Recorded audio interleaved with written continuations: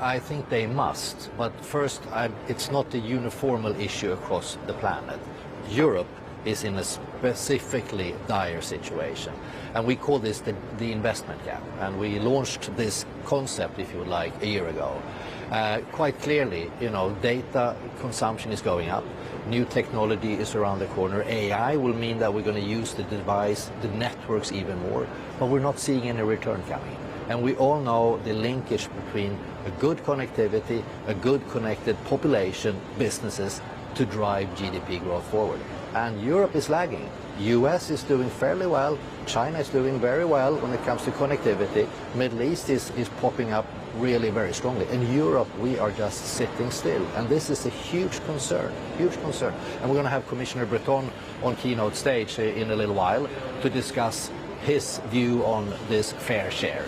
Well, the European Commission did release a white paper last week. I think there was so much AI noise around NVIDIA, nobody paid attention to it. Unfortunately. Right, but they did talk about the prospect of scale coming into the equation now. We know every time there's been a move in recent years to consolidate 4 mobile network operators to 3, there's been a pushback from the regulator to the point where the operators don't even try anymore.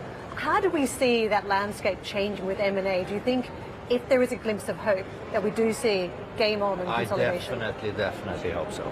In Europe, we have over 90 mobile operators. And Europe is as big as US, and US have 3. As big as, smaller than China, China has 3.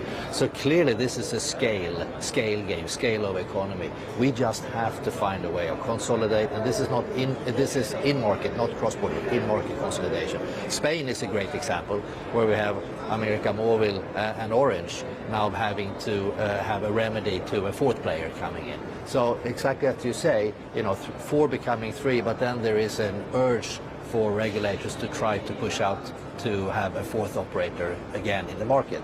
And it's not a good situation. It is really bad for Europe and Europe's competitiveness. So I think we need to take this very serious, and we're going to talk a lot around those things. I was talking to Tim Hoopkes yesterday from Deutsche Telekom, and I was asking him about what about the 5G revenues that were meant to be forthcoming.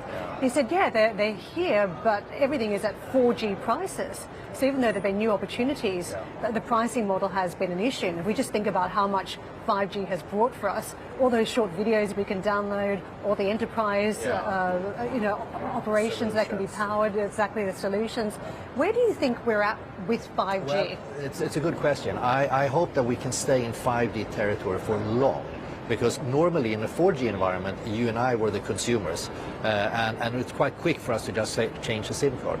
In 5G is a technology, a standard that is predominantly towards business to business, and it takes longer time for businesses to convert and using new technology. So this normal of 10 years between standards, I wonder if that's going to be enough. We hope that we can stay in a 5G environment, 5G advanced, 5G standalone, that's absolutely fine, but push out the time and make sure that we have enough mileage to capitalize and monetize and show the world that 5G is a fantastic technology. It's not going to be better with a new technology.